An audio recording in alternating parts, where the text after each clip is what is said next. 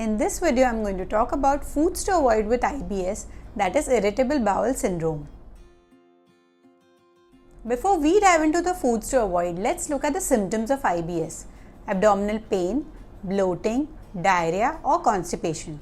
With nutrition and lifestyle changes, you can reduce the IBS flare-ups and manage the symptoms effectively. But when it comes to foods to avoid, every body responds differently to a particular food. So, it is important to find what works for you and what triggers your IBS symptoms. Let's look at the trigger foods which are best avoided if you have IBS. Research shows that 70% adults are deficient in enzyme lactase, which is required for digestion of milk sugar, that is lactose. That is the reason why consumption of dairy products can cause gut issues. Milk is a major trigger when it comes to IBS and can cause symptoms like bloating and diarrhea. It is best avoided and you rather opt for alternatives like almond milk or coconut milk. The genetic modification of wheat has led to a change in its gluten structure, making it much stronger and harder to digest. In IBS, your digestive system is already compromised. So, gluten consumption can trigger symptoms like stomach cramps, bloating and discomfort. So, it's best to avoid wheat, barley and rye and rather opt for gluten-free options like jawar, nachni, rajgira, which will help in alleviating the symptoms. In IBS, you need to avoid artificial sweeteners like sorbitol, xylitol, mannitol, aspartame, as they undergo fermentation in the gut, triggering symptoms like diarrhea, bloating and cramp.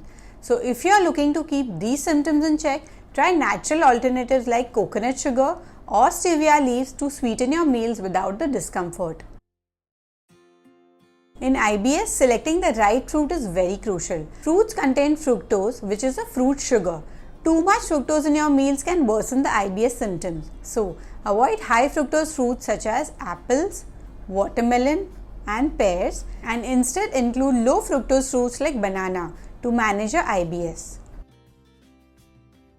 While kidney beans and chickpeas are rich in protein, they might not be suitable in people with IBS as it can cause bloating and gas. There are alternative protein sources like moong dal or quinoa that are gentler on the digestive system. So it's best to avoid kidney beans and chickpeas if you have IBS. Cruciferous vegetables like broccoli, cauliflower and cabbage contain sulfur, which produces gas in the body. They also contain raffinose, a compound which is not easily digested, especially in IBS, and causes bloating. It is best to avoid cruciferous vegetables in IBS during a flare-up and instead choose vegetables like green beans, zucchini, celery. In IBS, avoid raw foods as they have tough fiber which is difficult to break down and it can irritate your gut lining, causing symptoms like bloating, gas or diarrhea. So, instead of raw, cook the vegetables well to increase the digestibility and reduce the discomfort. Having talked about the foods to avoid, you are the best person to find out what works for you. Every body responds differently to a particular food and it is important to find a plan which is suitable for you. It's important that you maintain a food diary where you note down the foods consumed through the day. So when you experience any symptom, you can easily go back to the food diary and correlate it with the food that triggered it. To conclude, the journey to managing IBS isn't just about restriction. It's about empowering yourself with the knowledge about how different foods can affect your body and then discovering healthy alternatives. By making a few tweaks to your lifestyle, we can actually take back some control and dial down the IBS flare-ups.